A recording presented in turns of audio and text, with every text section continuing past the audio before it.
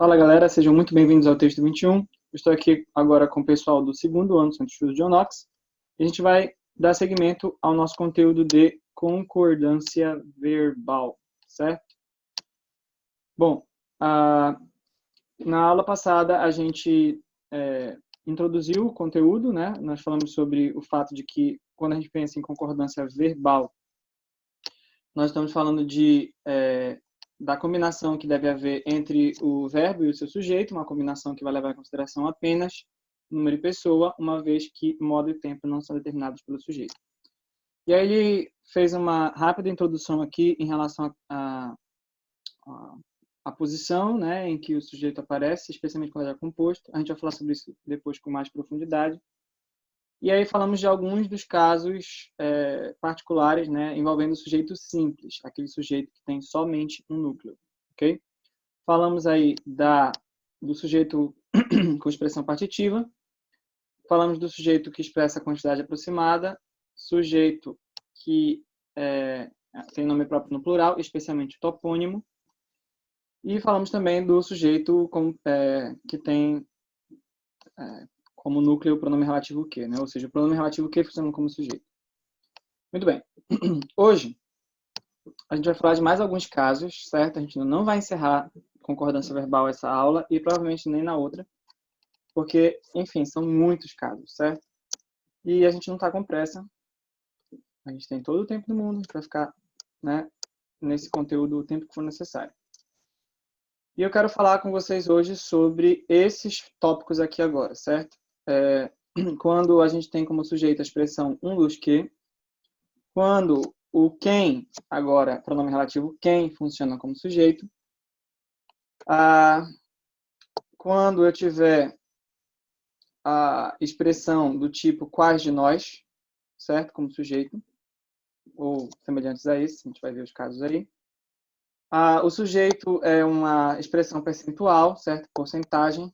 Como é que faz a concordância quando o sujeito é uma porcentagem? O sujeito é um número fracionário, certo? E, finalmente, aliás, tem mais dois. Sujeito formado por cada um de, e, finalmente, a concordância com verbos dar, soar e bater, indicando horas, né? E verbos semelhantes.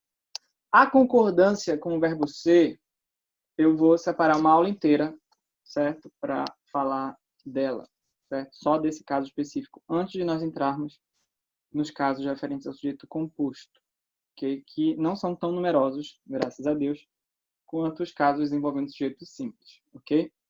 Então, vamos lá começar. Lembrando que se você tiver alguma dúvida, certo? Especialmente uma dúvida do tipo que você sabe que não vai conseguir entender o que eu estou falando em seguida, ou o que eu vou falar em seguida, se você não tiver a dúvida naquele momento, você usa o recurso aí de levantar a mão, tá ok? E se você está vendo depois no canal, deixe a sua dúvida aí nos comentários que eu respondo tão logo eu vejo, tá? Então vamos lá. O sujeito é a expressão um dos que, tá? Gente, basicamente são aceitas as duas situações. Ou você deixa o verbo no singular, ou você deixa o verbo no plural, certo? Depende muito da ênfase que você quer dar, tá? As duas formas, então, são aceitas aqui. Então, uma das telas de Van Gogh que mais se destacaram, ou que mais se destacou, foi Noite Estrelada, certo? Se você diz uma das telas de Van Gogh que mais se destacaram, você está dando ênfase para o fato de que, você está abrindo a possibilidade de pensamento de que outras também se destacaram e você quer apenas falar daquela que foi, digamos assim, a primeira, certo? A que está acima de todas as outras. Quando você diz uma das telas de Van Gogh que mais se destacou, no singular, você está, então, enfatizando aquela tela em específico, certo? Você está aplicando aquela ação verbal somente àquela uma única, certo? Certo? Tela. Então, tanto faz, tanto fez aí. O sujeito é o pronome relativo quem, tá? Lembra que quando nós falamos do sujeito sendo pronome relativo que, foi o que nós vimos. Que ele, na regra geral, ele só concorda com um antecedente, ok? Então, fui eu que percebi, foste tu que percebeste, certo? fomos nós que percebemos e por aí vai, tá? Quando a gente fala do quem agora como pronome relativo, ele admite as duas possibilidades de concordância. O verbo, no caso. Ou o verbo vai concordar com o antecedente, ou o verbo vai concordar com o próprio pronome, quem. E aí, nesse caso, ele vai ficar sempre na terceira pessoa do singular, independentemente de quem seja o antecedente dele. Tá? Como foi que eu memorizei isso, né, quando eu me deparei com essa questão? Que e quem como pronome relativo, certo? Qual das duas palavras é a palavra que tem mais letras? Certo? E a resposta é quem, certo? Quem tem uma letra a mais. Então, eu associei isso e pensei, bom, então, quem vai ter mais uma possibilidade de concordância vai ser o quem também. Ou seja, o quem tem duas possibilidades de concordância, o que só uma, na regra geral, certo? Então, assim, eu memorizei e não esqueci mais. Isto significa dizer que você vai poder, dentro da norma padrão, dizer és tu quem animas, concordando com o antecedente, mas você pode também dizer és tu quem anima. Você fala assim, pessoal, isso não é tão estranho. Mas se o antecedente for nós, continua a mesma regra. E aí vai soar assim um pouco estranho, mas vai estar correto, certo? Aquele estereótipo, né? Aquele senso comum de que no português, na gramática normativa, quanto mais estranho, mais correto, certo? Estou aqui só brincando, né? Mas nesse caso, esse estereótipo se aplica. Por quê? Se você tiver aí, fomos nós, certo? Fomos nós quem fizemos, né? Fomos nós quem fizemos. Se você quiser concordar com o próprio pronome relativo quem, você pode. E aí o verbo vai ficar na terceira pessoa do singular, ainda que o antecedente seja nós, seja no plural, certo? Então, fomos nós quem fez. Fomos nós quem fez. Tá certo isso aí, ok? Então, se você vir isso numa prova, não vai marcar como errado porque está correto. O que você não pode fazer é esse tipo de concordância com o que nós vimos na aula passada. Fomos nós que, não quem. Que, aí não tem jeito, concorda com o antecedente. Então, fomos nós que fizemos a festa. Mas o quem, certo? E essa é a concordância tradicional dele, vamos dizer assim, certo? Fomos nós quem fez. Fomos nós quem fez. Se você acha muito estranho, certo? Você pode dizer fomos nós quem fizemos, não tem problema, mas apenas lembre, numa prova de marcar, por exemplo, se aparecer lá essa opção, não vai marcar como errado, não vai considerar errado porque está correto, ok? Alguma dúvida? Posso seguir? Dá ok se eu puder seguir, por favor.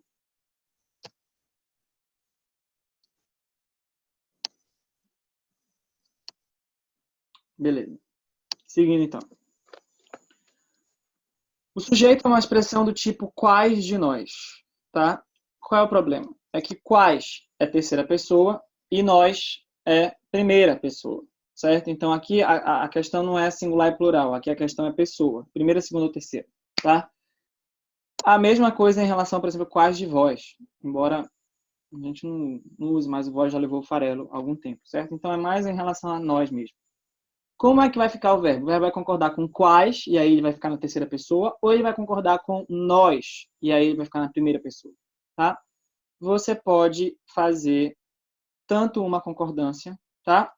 Quanto a outra. As duas concordâncias são aceitas, certo? As duas estão corretas. Então, quais de nós não viram a tela de Van Gogh, certo? Concordando aí com quais, ou então, quais de nós não vimos a tela de Van Gogh, concordando aí com nós, com o pronome, ok? Beleza. Com sujeito formado por expressão de porcentagem, o verbo, eu vou ler tudo que está aqui e depois eu vou te dar aí um macete para você não ficar, não ficar complicado aí para você. Com sujeito formado por expressão de porcentagem, o verbo concorda com o numeral ou com o termo introduzido pela preposição de, quando esse termo existir, certo? Alguns gramáticos, como Evanildo Bechara, observam que há uma tendência de se fazer a concordância com o termo preposicionado. Observa aí que algumas vezes essa percentual ele vem acompanhado de um determinante, vamos dizer assim, uma expressão preposicionada. Então, por exemplo, quando eu digo 1% dos atletas, certo? A totalidade dos atletas é só 1%. Então, o que ele está dizendo é, se não aparece a expressão preposicionada, então é óbvio que só tem como verbo concordar com o numeral, certo? da porcentagem. Mas, se aparece, você pode optar por um ou por outro. Guarda essa informação aí, tá? Então, observa. 1% dos atletas é de outras nacionalidades, 1% dos atletas são de outras nacionalidades, certo? Eu acho essa concordância extremamente estranha, já que eu estou falando apenas de 1%. Os outros não estariam inclusos nessa informação de serem de outras nacionalidades, certo? Mas a gente já vai chegar aí. 5% são de outras nacionalidades, 5% dos atletas são, não tem nem como ter dúvida aí pelo fato de que os dois estão no plural. Aí ele diz aí no tome nota, né? Que é um nome mais bonito para exceções. Estando a expressão de porcentagem particularizada, o verbo concordará necessariamente com ela. Ou seja, aquele 1% dos atletas. Aí não tem como ser aquele 1% dos atletas haviam chegado. Tem que ser havia. Certo? E aí diz que quando tiver uma inversão aí, certo? Aí a concordância se dará obrigatoriamente com o numeral. Moral da história, gente. Se você não quiser errar o percentual, concorda com o numeral, certo? Não existe nenhum caso envolvendo a porcentagem em que, se você concordar com o numeral, nenhuma exceção, nenhuma regrinha, que se você fizer a concordância com o numeral, você vai estar errado na sua correção. Você está aí escrevendo uma produção textual, certo? É uma dissertação, é um texto formal, é um texto oficial ali, é a sua prova do Enem, e aí você quer usar um dado que envolve porcentagem. E agora? Faz a concordância com o numeral, que não existe nenhum caso, certo? Que seja exceção para isso. Você vai estar certo em qualquer situação em que você fizer concordância com o numeral, com o número da porcentagem. Ok? Alguma dúvida aí? Posso seguir?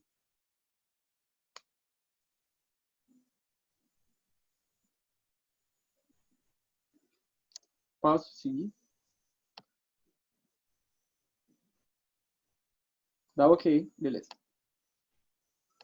Seguindo, então. O sujeito é um número fracionário, certo? Ainda falando um pouco de matemática aqui, certo? Quando o sujeito for fracionário, né, for um número fracionário, então ela vai se dar, via de regra, com o numerador da fração, certo? Independentemente se houver uma sequência na expressão ou não. Então, 3/4 estão preservados. 3/4 do quê? Da floresta, tá?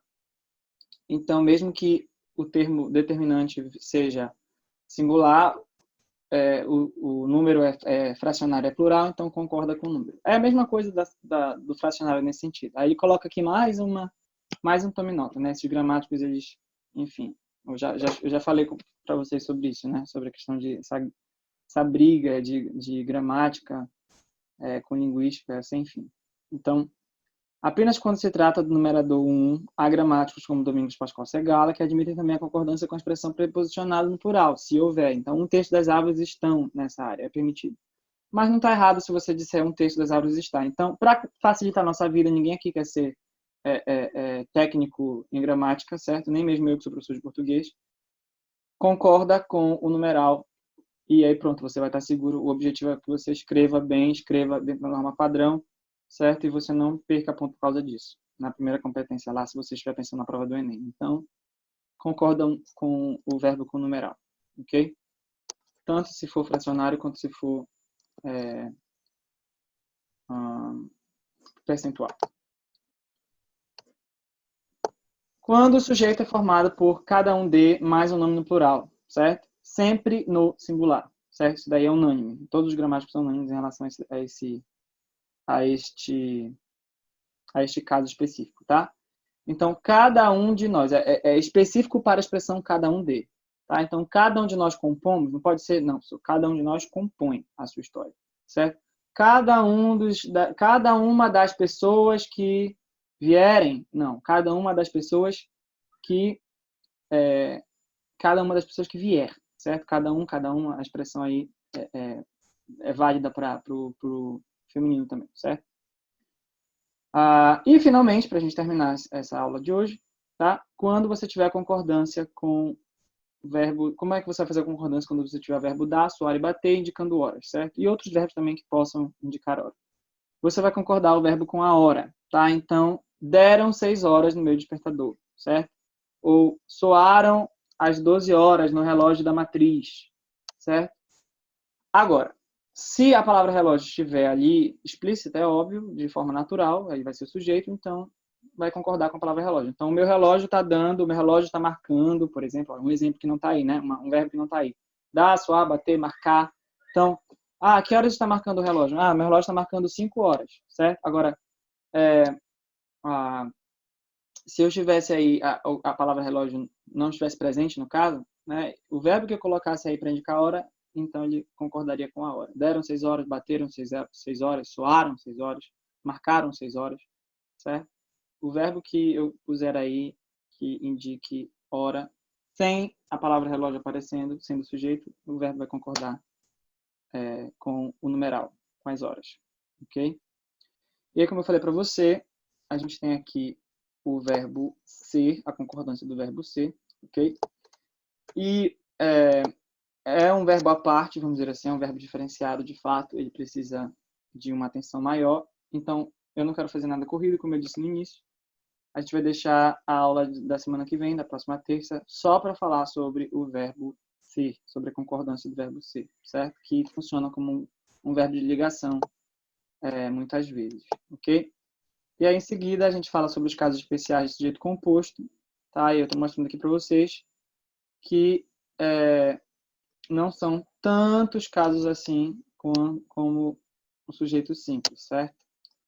Então, a gente não vai demorar tanto nele, dá para a gente vencer em uma aula, certo? Isso daqui, a concordância com o verbo composto, certo? E aí, finalmente, a gente vai terminar esse assunto de concordância verbal falando desses casos aqui mais específicos, certo? De forma bem breve. E aí, o capítulo 8, que capítulo é esse que eu esqueci? Volta aqui.